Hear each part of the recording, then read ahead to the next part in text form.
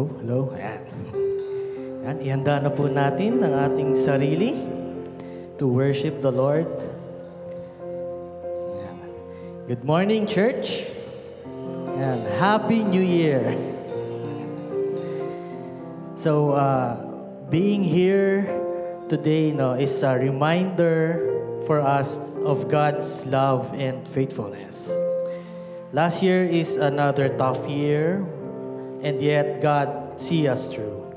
He was with us and will be with us this year. Amen po ba? Yeah. So I know this because He promised us in Deuteronomy 31 verse 8. He says, "The Lord Himself goes before you and will be with you. He will never leave you nor forsake you." Yeah. So do not be afraid and do not be discouraged. So right now, let's worship the one who stands unshaken in every season. As we read in the Psalms, in the book of Psalm, chapter 18, verse 2, it says, "The Lord is my rock, my fortress, and my deliverer. My God is my rock, in whom I take refuge, my shield and the horn of my salvation, my stronghold." Ayan. So, church, our God is our rock. When storm comes, He remains firm. When foundation fails, He stands for sure. And today, let us build our worship on Him alone. So with hearts full of faith and gratitude, let's all stand up, join us as we worship the Lord and declare that He is our firm foundation.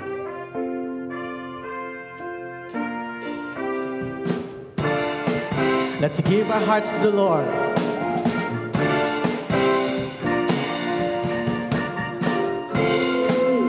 You're my firm foundation. I know I can stand secure. Jesus, you're my firm foundation. I put my hope in your holy word. I put my hope in your hope. Let's sing it again. Jesus, you're my firm foundation. I know I can stand secure. Jesus, you're my firm foundation. I put my hope in your holy word. I put my hope in your holy word. I have a living hope. I have a living hope. I have a future. I have a future. God has a plan for me. God has a plan for me. Oh, this I'm sure. Oh, this I'm sure. Jesus, you're my firm foundation. I know I can stand secure. Jesus, you're my firm foundation. I put my hope in your holy word. I put my hope in your holy word. Your world is faithful, Your word is faithful. mighty and power. Mighty in power. God will deliver me. God has delivered me. Oh, this I'm sure. Oh, this I'm sure. Jesus, you're my firm foundation. I know I can stand secure. Jesus, you're my firm foundation. I put my hope in your holy word. I put my hope in your holy word. Jesus, you're my firm foundation. I know I can stand secure. Jesus, you're my firm foundation. I put my hope in your holy word. I put my hope in your hope. Jesus, you're my firm. Jesus, you're my firm foundation. I know I can stand secure. Jesus, you're my firm foundation. I put my hope in your holy word. I put my hope in your holy word. I put my hope in your holy word. Let's give God the clap offering. Yeah. So as we sing that of Christ as our firm foundation, Let us be reminded that this foundation is not built only on power, but on love. Not only on strength, but on His goodness. So sa bawat akbang na ating tinahak at sa bawat hiningang ating nilanghap, maaari nating balikan at sabihin ang Diyos ay tapat. Yan. Kahit sa mga panahong hindi natin ito nakikita, ang kanyang kabutihan ay patuloy na sumusunod sa atin. So let's continue our worship as we testify of His unfailing love. Let's sing with our hearts. I love you, Lord, for your mercy never fails me. All my days I've been held in your hand. From the moment that I wake up until I lay my head, and I will sing of the goodness of God. 'Cause all my life you have been faithful. All my life you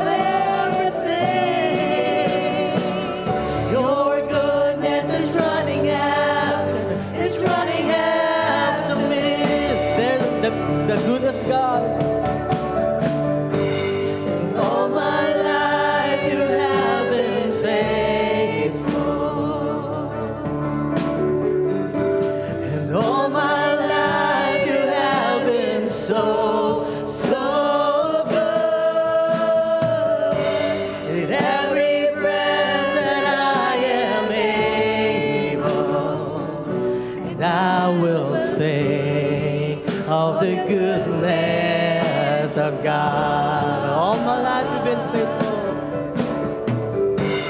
And all my life you have been faithful. And all my life you have been so, so good. In every breath that I am able, and I will sing of the goodness of God.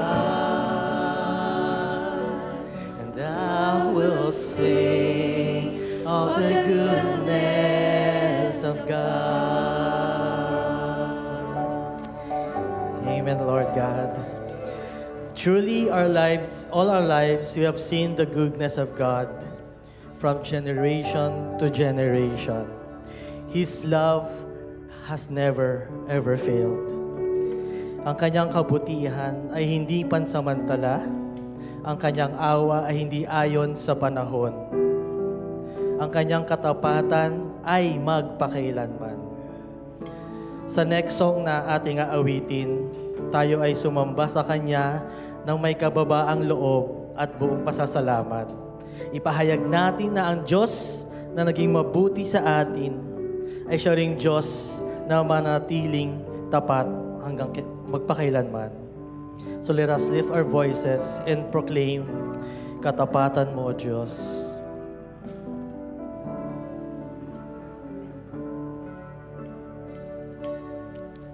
Katapatan mo, O Diyos, tunay at dakila. Ang pag-ibig mo ay wagas at walang kapantay. Sa aming puso, sa aming buhay, papuri pagsamba iaalay. Bukas, noon, ngayon, pagkailanman, luwalhatiin ka. Ulitin po natin. Katapatan mo, Diyos. Katapatan mo, Diyos, tunay at dakila. Ang pag-ibig mo'y wagas at walang kapantay. Sa aming puso, sa aming buhay,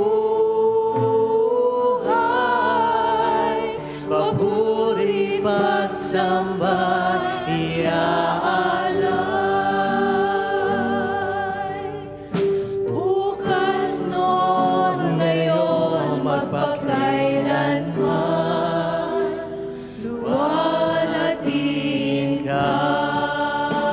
Awitin natin ng may buong puso. Itaas natin ang ating Panginoon. Panginoon, kay buti mo sa akin.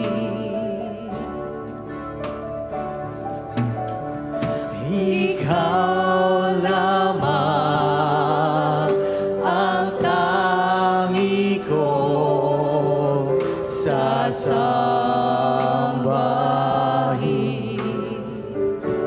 Awitan natin ng Panginoon. Aawitan kita at pupurihin,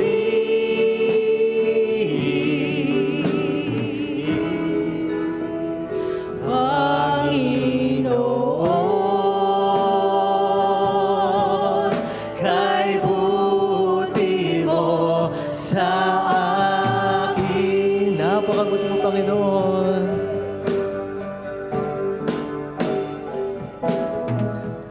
Panginoon,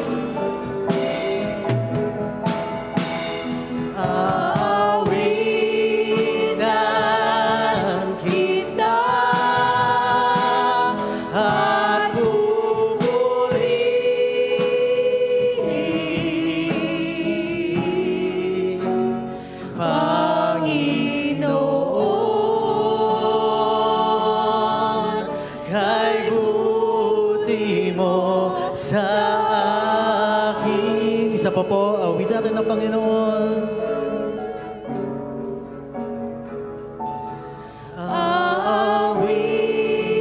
Aawitan kita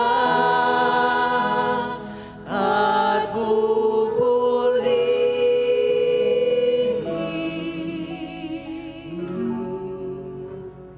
Panginoon,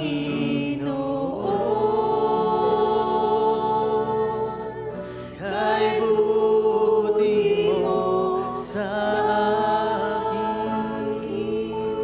Panginoon, kay buti mo sa akin. Panginoon,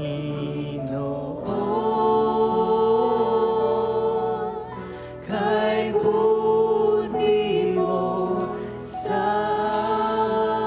akin. purihin ang Panginoon. Makakaupo na po tayong lahat.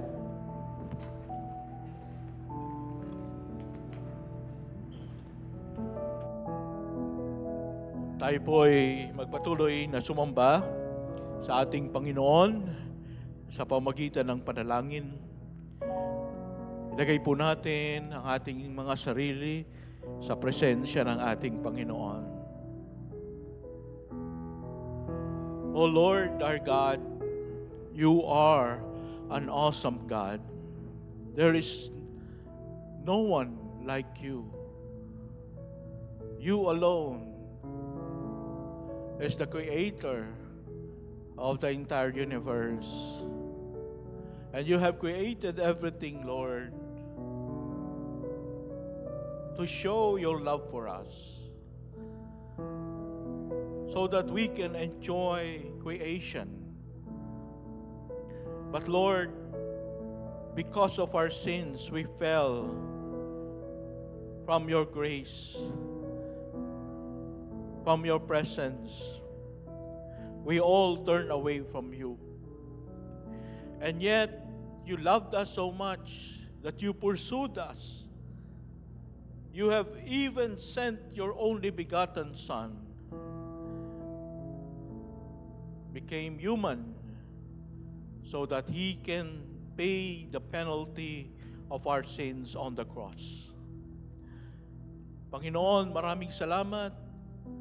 Kahit na hindi kami karapat-dapat na tumanggap ng kapatawaran, ay pinagkaloob mo sa amin ito sa pamamagitan ng pananampalataya sa aming Panginoong Hesus.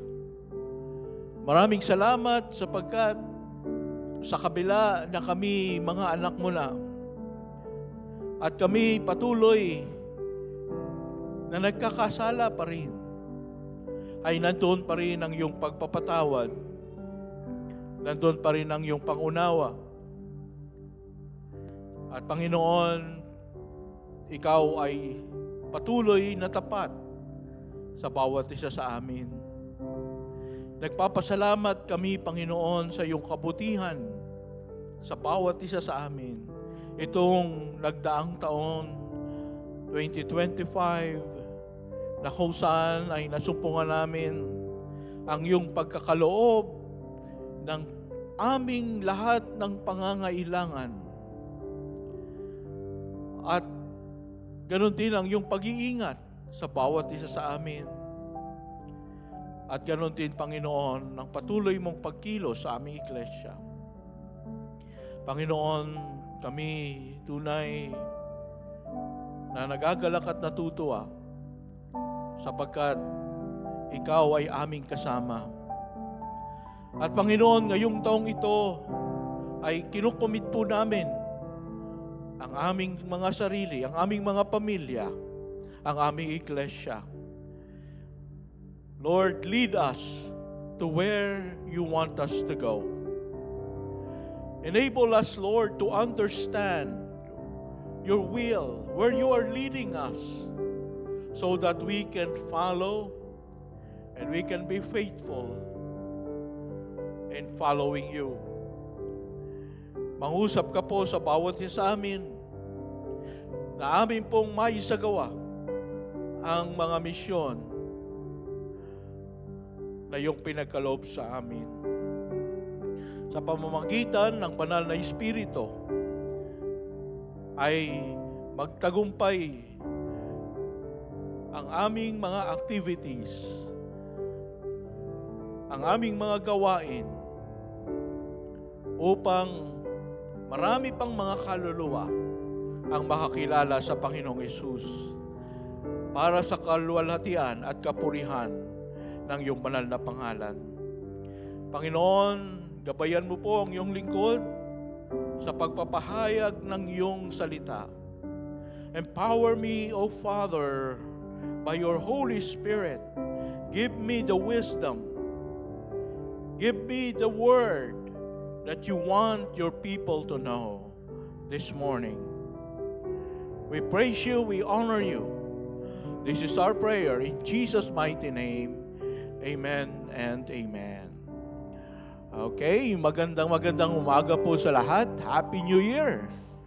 Batiin mo nga yung katabi mo na masaganang bagong taon. Sasabihin ko sana maligong bagong taon. Nakapaligo naman tayong lahat. Okay. So, praise be to God. Yung iba, nasa bakasyon pa yata, vacation mode. But, palakpakan natin ang Panginoon because you chose to be here. God is happy. God is glorified. Okay. So, hindi po nawawala na tayo ay we welcome one another and we express our love to one another. So, tatayo po tayong lahat and let us sing this song. Welcome song. Come on, let's do it. Go around. Welcome to the family. We're glad that you have come to share your life with us as we grow in love, and may we always be to you what God would have us be, a family always there to be strong and to lean on.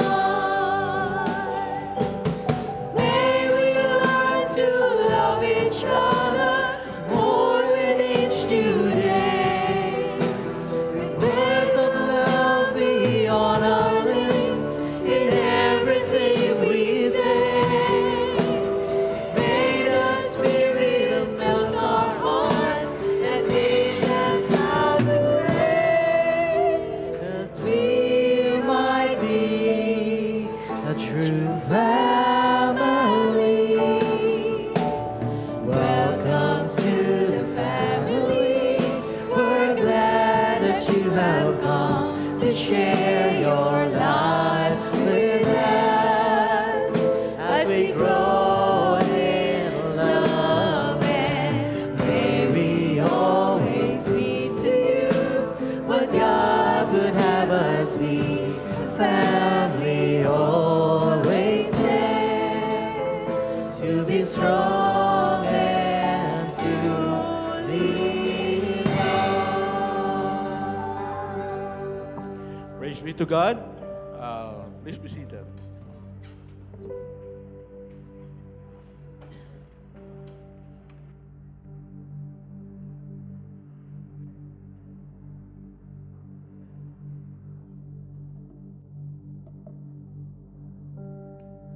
Happy New Year po ulit sa lahat.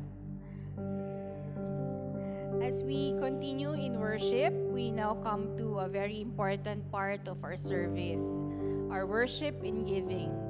This is not just about offering our resources, but also about offering our hearts in obedience and gratitude to the Lord. Let's reflect on what we have received last year, and let's claim all the blessings that God will give us this year, 2026. In Malachi 3:10, the Lord says, "Bring the whole tithes into the storehouse, that there may be food in my house. Test me in this, says the Lord Almighty, and see if I will not throw open the floodgates of heaven and pour out so much blessing that there will not be room enough to store it." So let's claim all the blessings that the Lord will give us this year. Truly, when we give faithfully, we are not losing, but sowing into God's kingdom. And He promises to bless abundantly. Let us now prepare our tithes and offerings with cheerful hearts, trusting in the Lord's provision. Flashed on the screen are the account numbers where you can deposit your tithes and offerings should you wish to do it online. You may also use the envelopes inserted in the bulletin and give the envelopes to the ushers who are collecting the tithes. So let us pray. Heavenly Father, we thank you for the privilege of giving back what is yours. May these tithes and offerings be used for the expansion of your kingdom and the blessing of many. We offer them back to you as a token of our love and obedience. In Jesus' name, amen.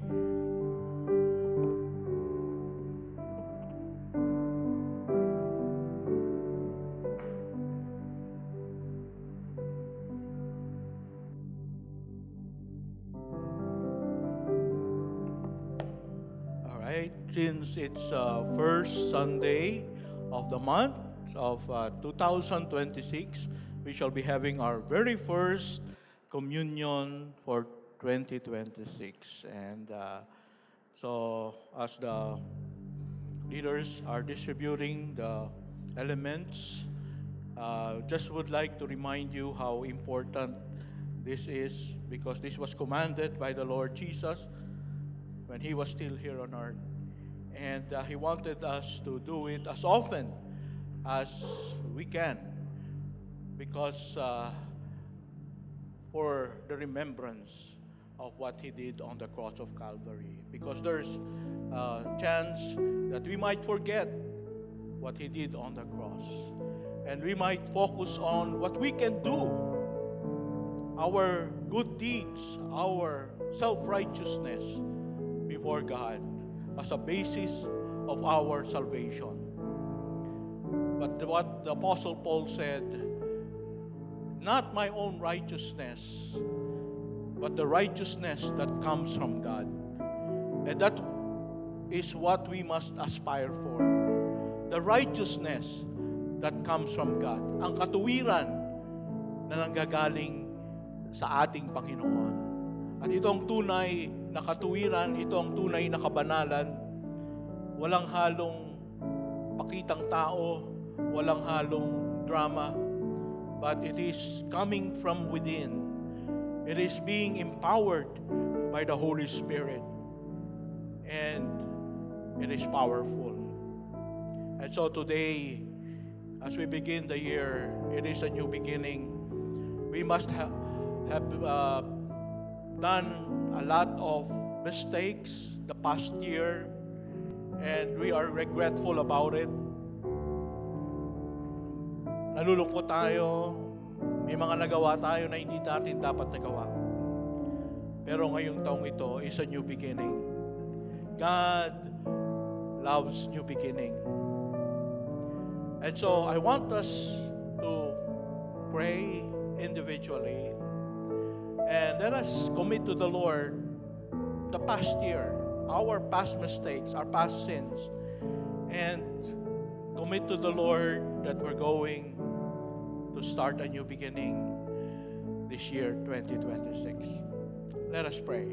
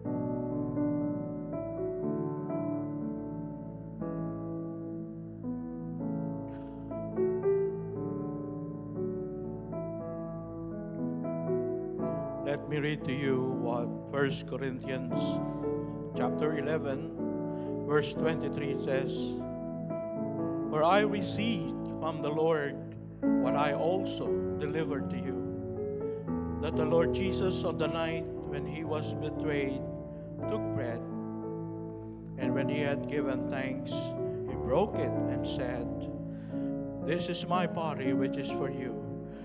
Do this in remembrance of me.'" Let's lift the bread and say, "Lord Jesus, I remember what you have done for me. Thank you for your body that you have given for me." Let's partake.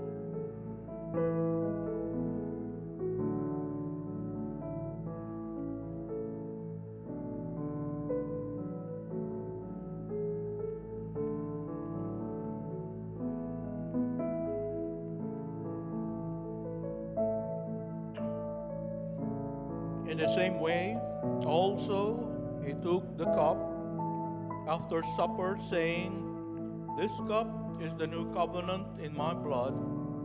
Do this as often as you drink it in remembrance of me." Let's lift the cup and say, "Lord Jesus, I remember your suffering on the cross. Thank you for the blood that you have shed for me." Let's partake.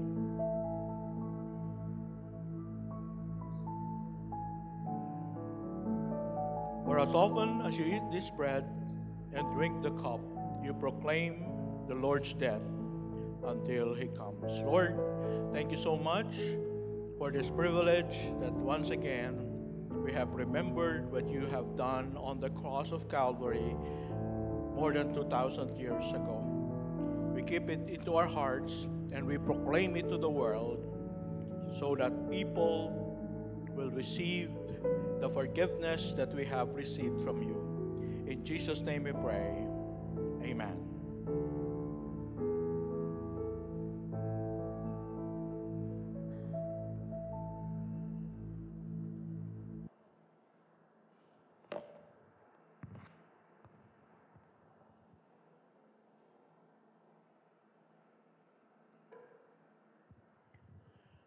Okay, magandang umaga sa lahat.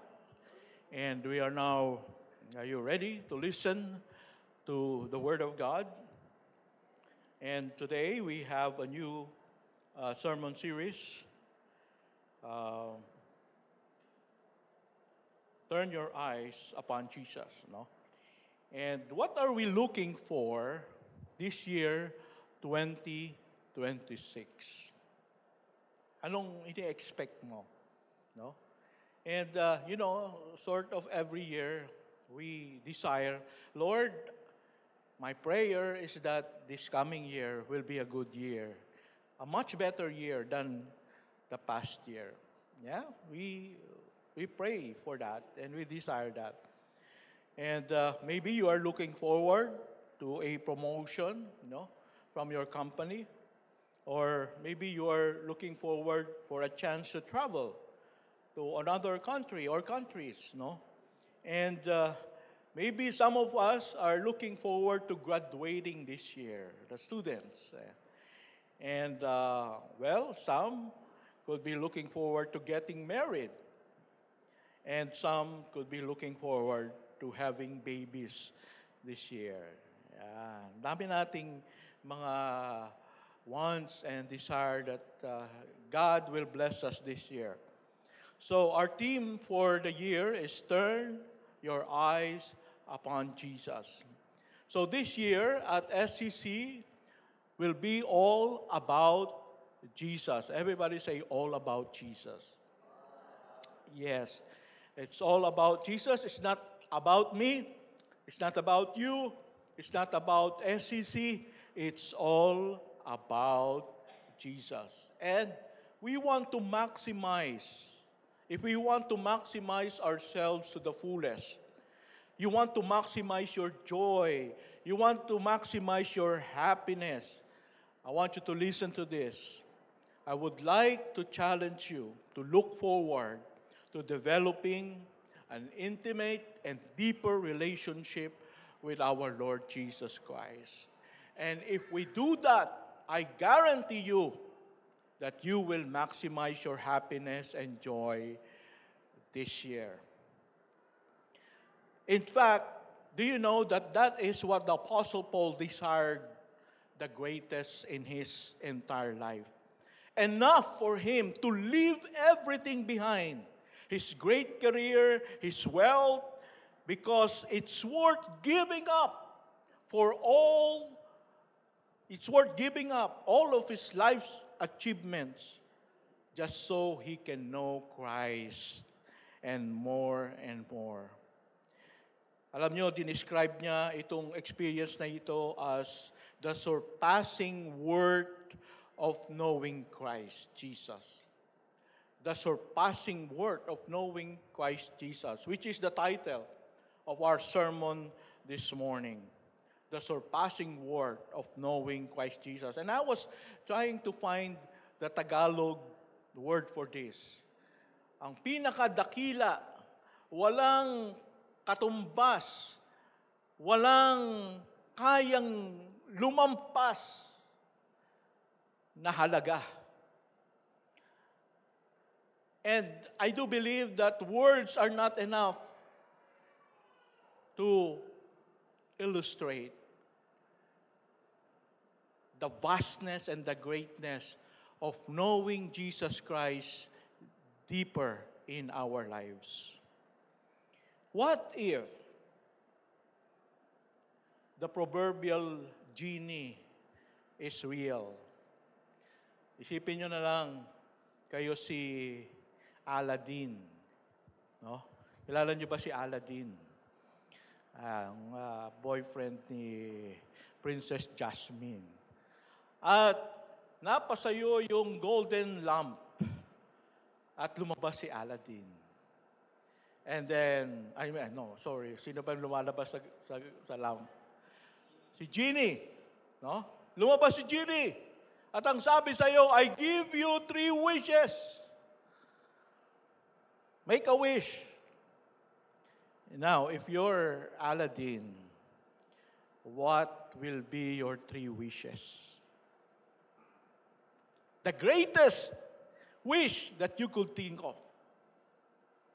Come on, think about it.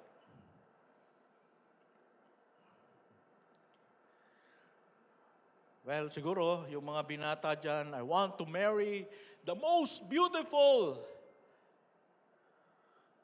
girl in the world. Yan.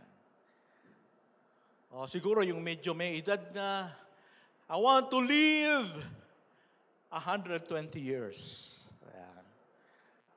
O, yung mga wala pang bahay, I want to live in, saan nyo gustong tumira? Beverly Hills, California, Paris, France. Whatever you can think of, Apostle Paul said that knowing Jesus Christ cannot be compared with everything that we could think of, not even close. Can you imagine that? We've been aspiring for a lot of things in this life, and yet we are, hindi natin napapansin na meron palang mas dakilang experience na pwede tayong ma-experience na hindi natin hinahanap, hindi natin pinag-uukulan ng pansin na available pala sa atin. Pero hindi pa natin talagang na-experience ng hustong-husto. And that is what Paul has experienced. And that is what we're going to study for today. So let me give you the context of this passage in Philippians chapter 3, in verses 1 to 6. Paul was warning the Philippian believers about the false teachers. Because during that time, false teachers were going inside the church and teaching the believers about false teachings, that faith in the Lord Jesus Christ is not enough. You have to go back to following the law of Moses. They were enslaved before by the law of Moses, but they were freed by faith in the Lord Jesus Christ. But these false teachers were saying, we have to go back. And Paul was saying, those dogs, do not listen to those dogs. And I was wondering why Paul called these false teachers as dogs. And I realized that dogs, when they vomit, what do? After a while, they go back to their vomit and they eat their vomit again. Nakakita na ba kayo ng ganon? No? Na yung aso, bakit kinakain niya yung suka niya? Yuck! But then, these believers, after being freed from the bondage of the law of Moses, that they don't need to do all those things so that they can be right with God. They only need to put their faith in the Lord Jesus Christ, and they will have the righteousness of the Lord Jesus Christ imputed on them. That is freedom. And yet, these false teachers are telling them, it is not enough. You have to do those things to complete your salvation. And so, Paul has to answer the teachings, the false teachings of these false teachers. These false teachers and their followers, they take pride and confidence in their Jewish and Judaism heritage. Masaya sila, pinagmamalaki nila na we have salvation because we are of Jewish heritage. Tayo ay galing sa lipi ni Abraham. Tayo ay kasama sa mga tribo ng Israel. Do you know how many tribes are there in Israel? How many? 12 tribes. So, kabisado nila kung saang tribe sila galing. Yung genealogy nila, talagang tinitrace nila yon. Because they focus on that, they base their salvation on that, on their genealogy to Abraham, to Moses, and to the leader of their tribes. And not only that, they are so proud of the feast that they have. They are so proud of the temple. They are so proud of the Ark of the Covenant. They are so proud of the 10 Commandments that was given to them by God on Mount Sinai. And so they said, we are sure that we are saved because God has given us all those things. And so that was the basis of their salvation. And they're proud that they are also circumcised. Because that was commanded. Sino bang nag-command ng circumcision? Moses, I think. Yes. So, maging mga Pilipino, no? Nagpapa-circumcise because we follow the laws also. And so they're so proud of that. They were religious, very religious. But deep inside, they were also very corrupt. Their hearts are full of hate and pride. So pwede pala yun, ano? You are following religion. You are faithful in following the law of Moses. And yet, there's so much sin in you. And that's what happened when they met the Lord Jesus Christ. They were so engrossed in following the law, and yet they're so full of hate and pride, and they want to kill the Lord Jesus Christ. And they put him on the cross of Calvary. But Paul reminisced about his former life as a popular Pharisee. Alam niyo ba na si Paul mismo galing siya doon? And he can boldly claim that he is more holy than these people. And yet, Paul declares that if in your life, if you are without Christ, and what you are only good at is your religion, your career, your achievements, your wealth, your popularity, your position, then it is considered the greatest loss at all times, which is our first personal outline. But before that, let us read this passage in Philippians chapter 3, verse 7 to 11. Let's all stand and let's read this verse.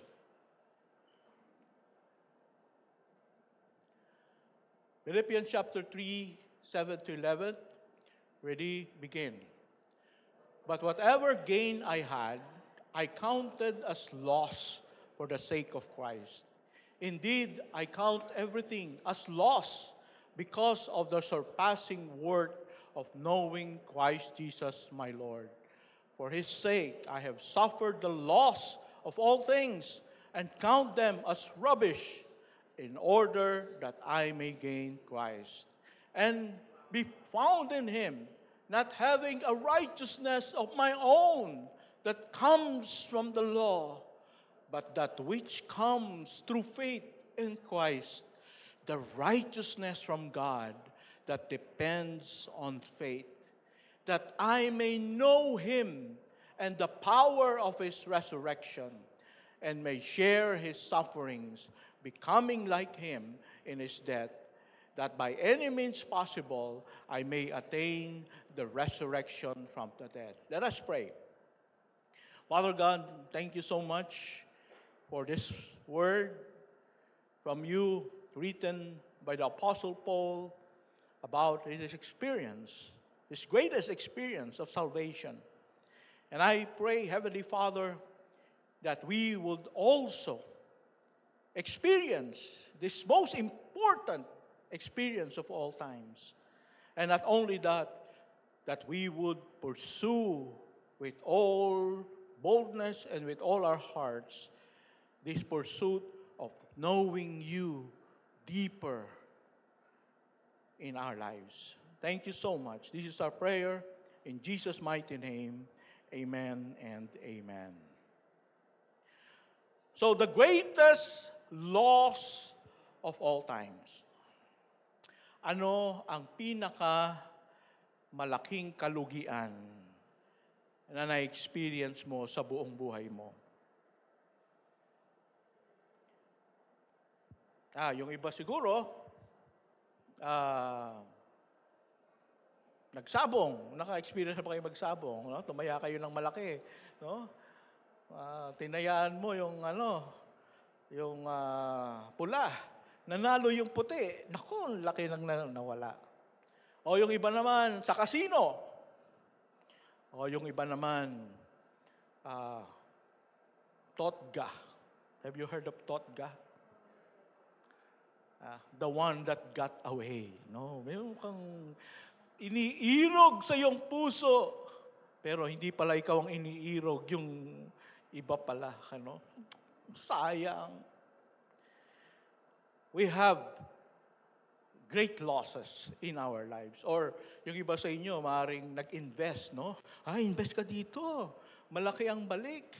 Pero, scam pala. I've learned that some people lost millions because of scams. But you know what?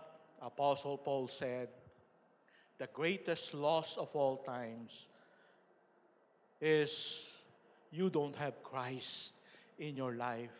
And what you only have is your achievements, your education, your wealth. That is the greatest loss in life. So Apostle Paul himself, he formerly boasted of his own heritage and zealousness in God's law, his high education and position in Sanhedrin. He was on top of his career. But he discovered something greater than all of this, enough for him to leave all of these things behind. I would like for us to read this verse from verse 4 to verse 6 of Philippians. Basahin natin, sabi rito, you know, I myself, Paul was speaking, have reason for confidence or for boasting in the flesh. If anyone else thinks he has reason for confidence in the flesh, I have more.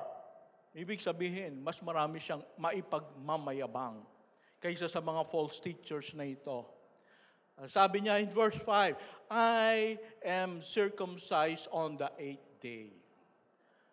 So, ibig sabihin, after being born, 8 days, sinircumcise siya kaagad. Yung iba, hindi ginagawa yun kasi kawawa naman yung baby. 8 days pa lang, si-circumcise na. Tayong mga Pilipino, no? Malaki na kasi masakit daw eh. So, but siya, circumcised on the 8th day of the people of Israel of the tribe of Benjamin. Siya ay galing sa tribe of Benjamin, the tribe where King Saul came from, and the tribe of Pastor Benchi. Okay, pati pala si BJ, no? And he was a Hebrew of Hebrews as to the law of Pharisee. Ibig sabihin, specialist siya pagdating sa law of Moses. You know, regular Jews memorize Genesis to Deuteronomy since they were very little children. Can you imagine kung ano ang specialization ng mga Pharisees when it comes to the law? Okay? So as to seal a persecutor of the church, during that time, they think that Christians are cults. Because they know that they have the law of Moses, that the Bible was given to them, they have the prophets, nasa amin ang mga propeta, nasa amin si Moses, nasa amin ang Ten Commandments, nasa amin ang Ark of the Covenant. We are the true religion. And so these new people, they call themselves Christians, they are false religion. And so being false religion, I hate you. And I will do everything because of my love for God, I will bring you down. And I do believe that he hated Jesus Christ the most because he's the one who started this new religion. Paul hated Jesus Christ so much. And because of his hate, he arrested all the Christians that he could find, put them into prison. At yung isa, sa sobrang inis niya, pinapatay niya. Isa pang ginawa niya, nagpunta pa siya sa ibang bayan, sa Syria, sa Damascus, to arrest the Christians. That's how passionate he was in obeying God because he thought that he was on the right. Kaya mas matindi yung commitment niya kaysa dun sa mga false teachers. He was not only, hindi lang niya kabisado yung Ten Commandments, but he was, ang sabi dito, blameless. Everybody say blameless. That means he tried to obey the Ten Commandments the best he can. That's how faithful the Apostle Paul was. Paul has more to boast, but he did not, because he later learned that all these things are garbage. All these things, all his self-righteousness, all his self-holiness, all his commitment to his religion was garbage in God's sight, because he found the best alternative to self-righteousness. Meron palang mas maganda, meron palang mas worthy kaysa self-righteousness, kaysa sa katuwiran ng sarili, kaysa sa sariling kabaitan, at ito ang katuwiran ng Diyos na nanggagaling sa Panginoong Hesus. Ang ating Panginoong Hesus, nabuhay siya ng perpekto at namatay sa krus. At ang sino man na mananampalataya sa Kanya upang siya'y maligtas at hindi sa pamamagitan ng Kanyang sariling gawa, ang katuwiran ng Panginoong Hesus, ang perfect righteousness, holiness ng Panginoong Hesus ay ililipat sa sino mang magtitiwala sa Kanya. Wow! And God looks at him as if He was looking at His own Son, Jesus Christ, because His righteousness, Jesus' righteousness, was on this man who was a sinner. So can you imagine that thief on the cross, so much sin that he has committed in his life, when he trusted in Jesus Christ, the perfect righteousness of Jesus Christ was placed on the thief on the cross. And when he went up to heaven, he was received by God the Father. Welcome! Welcome, my child. Because he's not looking at the sinner anymore. He's looking at the perfect righteousness of Jesus Christ in him. My friends, that is what we must aspire for. Not our own righteousness, but the righteousness that Jesus gives by faith. Of course, ang tawag po doon ay positional righteousness. Ibig sabihin, because of our faith, we have the righteousness of Jesus Christ. But we also have what we call practical righteousness. Ito na yung personal, you obey. Okay? You obey God. You follow the commandments. Not for your salvation, but because you are already thankful and grateful for the salvation that you have received. You are obeying not to be saved, but because Jesus is now your Lord, your Master, and you are now to obey Him. Amen? And so, in our country today, what is identical to these kinds of boastings? Kung nung panahon nila, itong mga tinatawag na false teachers, or they call themselves as Judaizers, they are from Judaism. They take pride in being Jews. They take pride in the temple. They take pride in the Ten Commandments. And that is their basis for their salvation. Alam nyo, dito rin sa ating bansa, ganyan din tayo. Noong 1521, what happened in 1521? March 16, 1521. Sino ang pinanganak na noong March 16, 1521? Ha? Magellan came here in the Philippines and planted the cross of Christianity. And we converted into Catholic Christianities. Lahat tayo ay naging Christians. And yet this country,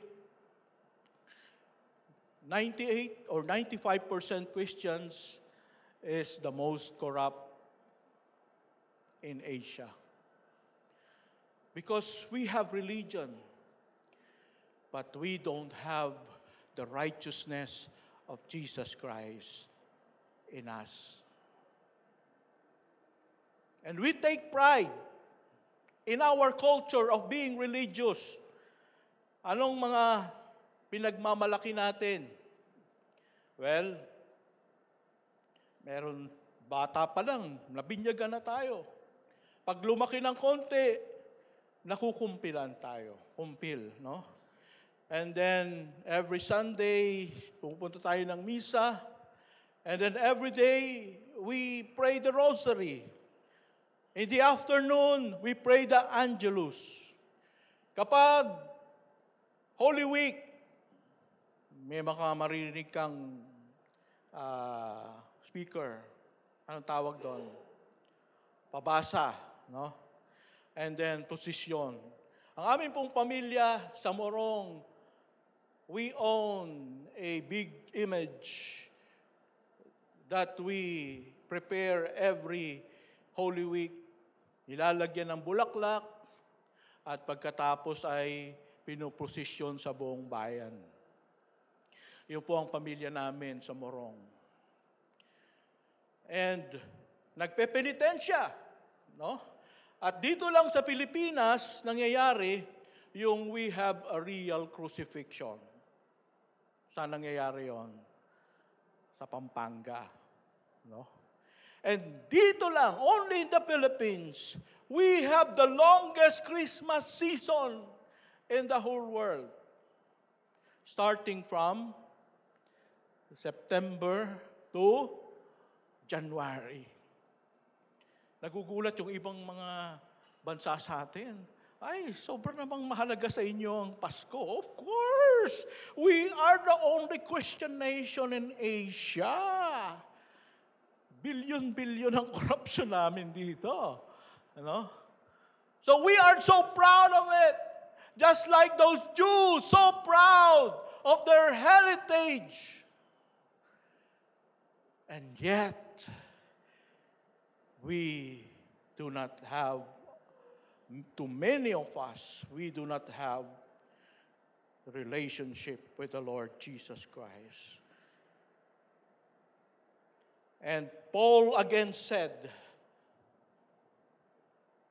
for his sake, I have suffered the loss of all things and count them as rubbish. Everybody say rubbish. Anong rubbish? Garbage. Yung ibang translation, yung lumalabas sa puwet. No? They are rubbish. They are garbage.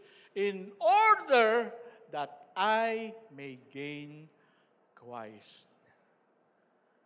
So these things, mga panlabas, nakabanalan, nakabaitan, ang turing ni Apostol Pablo dito, the greatest loss of all times. They are garbage. Maganda sa pandinig, maganda sa paningin, pero sa katotohanan, isang basura. In fact, the Bible says that our good works are like filthy rags. Everybody say filthy rags. Alam niyo ba kung ano talaga yung meaning ng filthy rags? Ito yung gauze. Ano ang tawag sa gauze? Yung tela na pinambabalot sa leprous, sa leprosy, na puno ng pus, dugo, bacteria, virus, pag ito'y tinanggal mo, that is what we call as filthy rags. That is our self-righteousness before God. And so Paul said, all these things that I formerly follow, all these things are garbage. Because I have found the true righteousness, and that is only through Jesus Christ, that on the cross. When I trusted in Him, then I now have the next one, which is what? The greatest experience of all times. The greatest experience of all times in verse 9, and be found in Him, not having a righteousness of my own that comes from the law, but that which comes through faith in Christ. The righteousness, the perfect righteousness from God that depends on faith. Hallelujah. Ang tunay na katuwiran na tinatanggap ng Diyos ay hindi yung ating personal na katuwiran, kung hindi ang katuwiran, ang kabanalan ng ating Panginoong Hesus na inililipat sa atin kapag tayo'y nanampalataya sa Kanya, sa Kanyang ginawa sa krus ng Kalbaryo para bayaran ang ating mga kasalanan. Kaibigan, ginawa mo na ba ito? Napakahalagang bagay na hindi ang katuwiran mo makapagdadala sa iyo sa langit, kung hindi ang pananampalataya kay Jesus na magbibigay sa iyo ng katuwirang ng Diyos, at doon ikaw ay matatanggap sa kaharian ng Diyos. Dahil nasa iyo ang katuwiran ni Kristo, nakatanggap-tanggap sa Diyos. Have you done that? You have to humble yourselves that, Lord, I cannot save myself. I do not have enough righteousness on my own. Therefore, I trust on Jesus Christ alone to save me. I hope and pray that we will have this greatest experience. Alam nyo, I grew up, my father was Catholic, all of his family, but he became a Christian. And so I grew up in the church. He became a pastor. I grew up as a pastor's kid. I grew up in the church. Every Sunday, nakaupo ako sa pinakaharapan. Yan. Parang ginagaya ng mga anak ko, no, nasa harapan. At pero hindi ko naman sila sinabihan, no. Ako talagang pag hindi kita nakita sa harapan, lagot ka sa akin, no. So we were forced, talagang nandun kami. But I don't enjoy church. I was very active in all the activities, but I don't enjoy church. I have a religion, but I don't have a personal relationship with the Lord Jesus Christ. But when I was already in college, napakabuti ng Diyos, sapagkat kahit ako'y nagwawalwal, no? I was enjoying my life as a college student, trying all the vices. But one night, I had a dream na panaginipan ko ang Panginoon na nakapako sa krus, duguan at naghihingalo, at sinabi niya, I'm doing this because I love you. And it touched my heart, and I cried, Lord, please forgive me for all my sins. And when I did that, I felt the Holy Spirit coming into me. And there's so much joy that I am crying and at the same time I'm happy. And that changed my life. Hindi ko pinilit na baguhin ang sarili ko. God has enabled me to change and be transformed. And that is the greatest experience of all times. You know, Apostle Paul himself, when he was persecuting the Christians, ang akala niya, he was following God. Ang akala niya, he is pleasing God because he is attacking the enemies of God.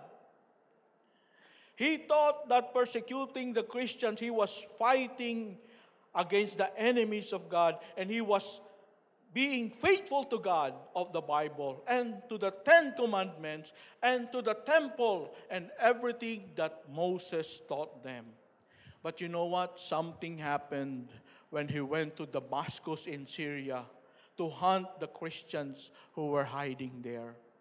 Jesus appeared to him miraculously, and he realized, hindi niya kilala si Jesus, and he realized that God is there. And he said, God, who are you? Lord, who are you?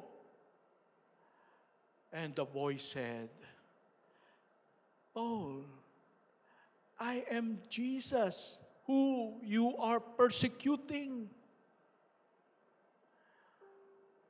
Wow!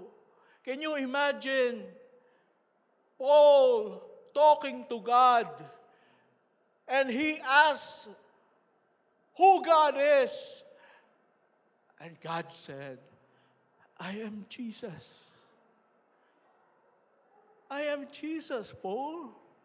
I am the one you are persecuting. If you are Paul, and you hate Jesus so much, and you want to kill his disciples,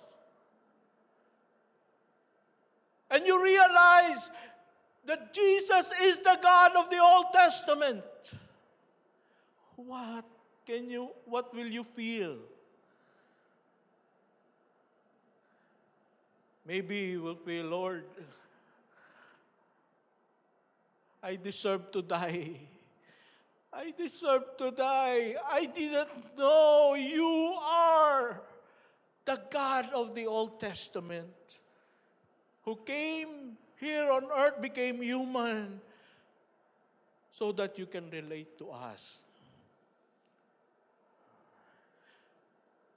But then, you know what? God forgave Paul. I forgive you. And I want to use you. I am giving you eternal life. And not only that, I want you to proclaim eternal life to the Gentiles. I will use you in spite of what you have done for me. In spite of what you have done to me and to my disciples. I love you and I will use you. My friends, that is grace. Yan pong biyaya ng Diyos. Kahit na anong nagawa nating kasalanan,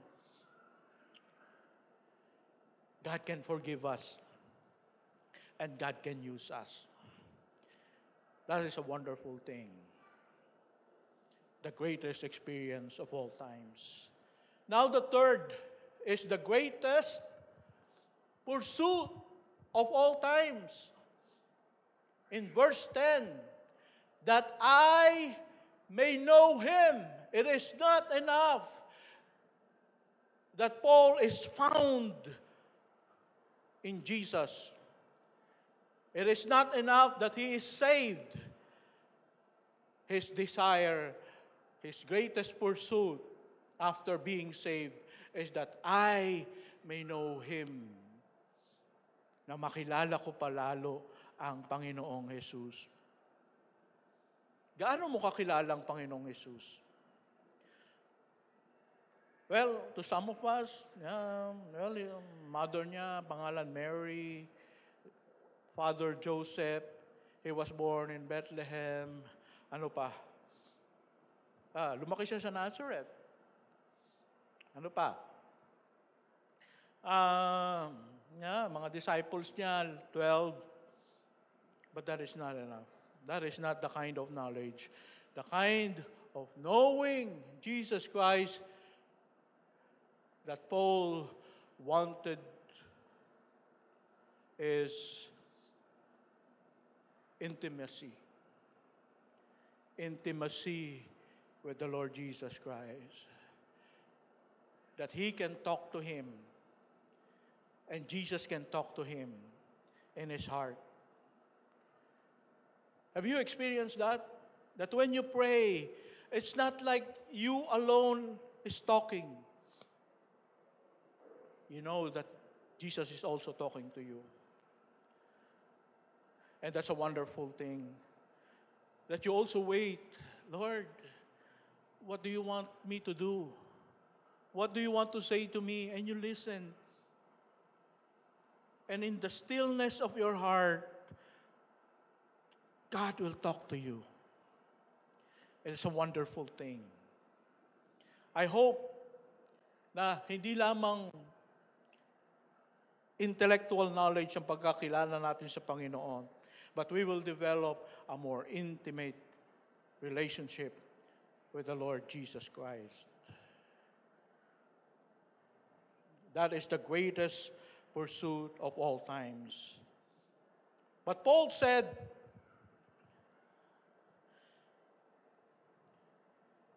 another that Paul want to have is the power of his resurrection.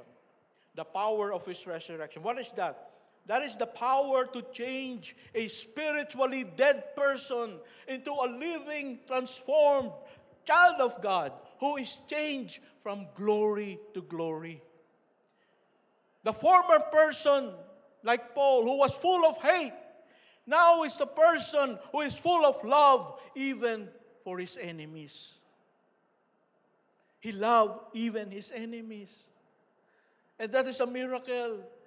That cannot be done by ourselves alone. It's only when the Holy Spirit is actively in us. The former person who was a slave of sin now was transformed into a slave of righteousness and holiness. A former person who was selfish, now a transformed person who is very generous to people. That is the power of his resurrection. And Paul experienced that and he was so happy. Can you imagine? A year ago, I was killing people, but now I am willing to die for the Lord Jesus. A year ago, I am so full of hate, but now I am so full of love. Mga kaibigan, sana ito po yung ating pangarapin ngayong 2026. This will be our pursuit. That every day of our lives, we sit in silence and we talk to God. We open His Word and ask Him, Lord, speak to me in a special way through your Word. And Lord, I want to see changes in my life.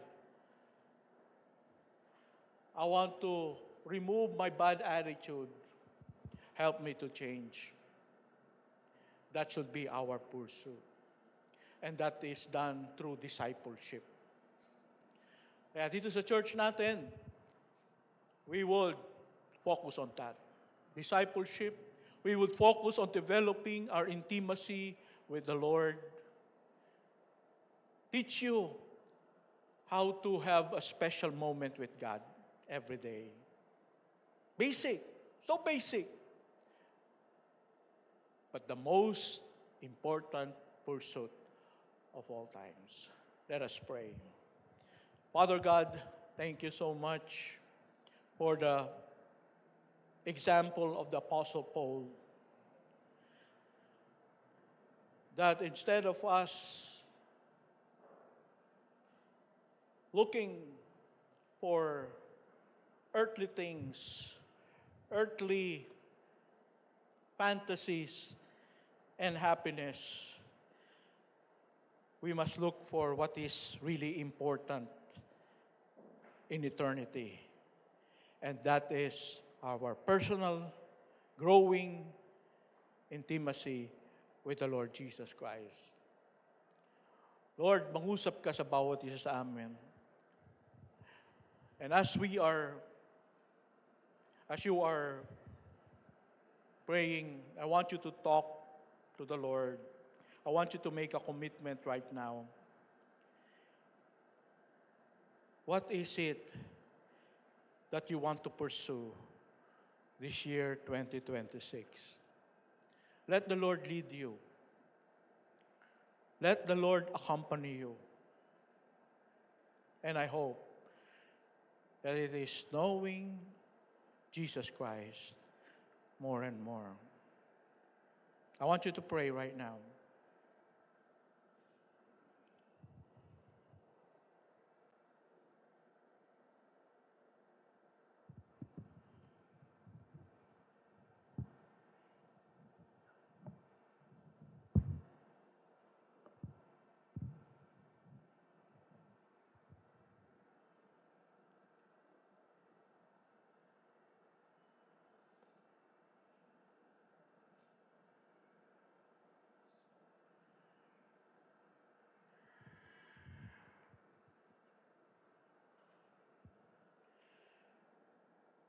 Father God, thank you so much for your word.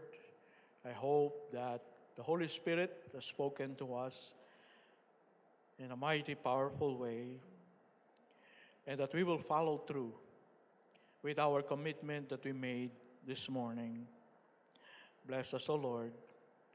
In Jesus' name we pray. Amen. Praise be to God. For our announcement, we'll have we'll be having our 6th church anniversary this last week of January. That will be January 25. So, congratulations po. Tayo po ay 6 years na. No? So, we started year 2000. No? So, 2026, we are 6th year. And please join our preparations for our anniversary. There will be a choir presentation, and I think we'll have an agape feast as well. No? So let's also prepare for that. Then they will have a youth fellowship on the same day, January 25 at 1 p.m. Okay. So right now, we would like to greet our birthday celebrants for January. No? Do we have the list here? Okay, si Ethan.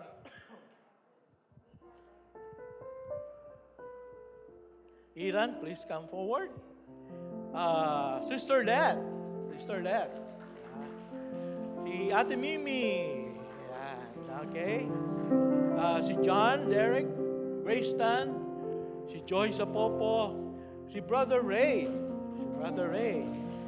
and si Sister Ging Lobaton. Okay, so hindi pa po ito updated tong list na to. If you are a January birthday celebrant at wala ka sa list na ito, please raise your hands. Meron ba? January? Wala bang January? Yung anak. Okay. Okay. So, pwede bang kanta tayo ng happy birthday? Ready? Sing. Happy birthday to you. Happy birthday to you. Happy birthday, happy birthday.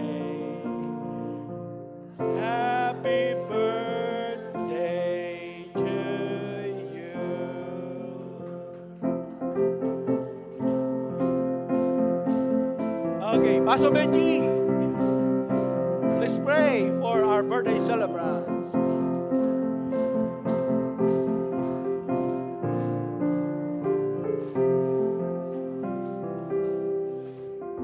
Sige, let's pray for our birthday celebrants. Lord God, thank you for adding another year to the lives of these brethren of ours, our brothers and sisters in Christ.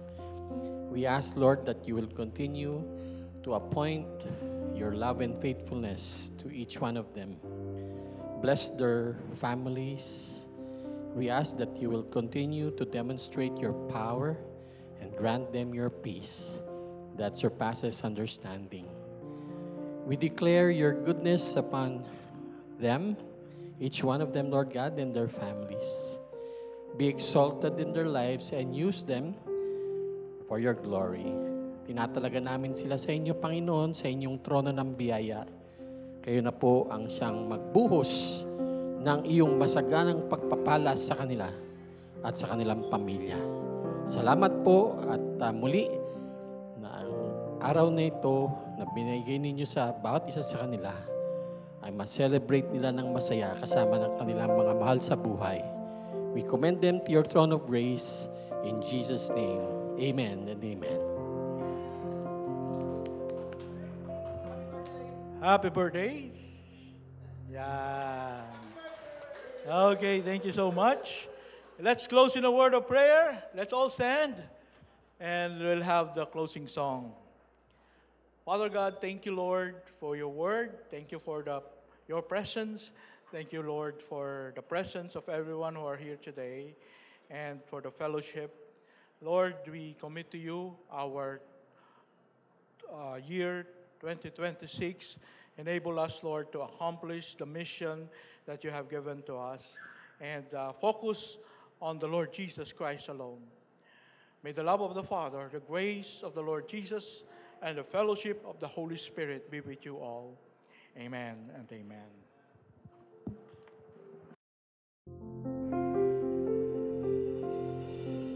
Let us continue to worship and praise the Lord and declare Him as our firm foundation. Let's all sing.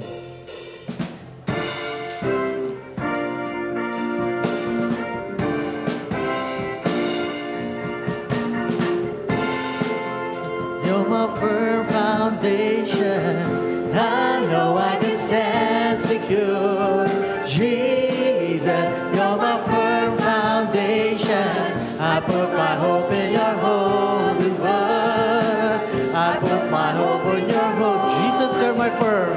Jesus, you're my firm foundation. I know I can stand secure. Jesus, you're my firm foundation. I put my hope in your holy word. I put my hope for the last time. Jesus, you are. Jesus, you're my firm foundation. I know I can stand secure. Jesus, you're my firm foundation. I put my hope in your holy word. I put my hope in your holy word. God bless and see you again next week.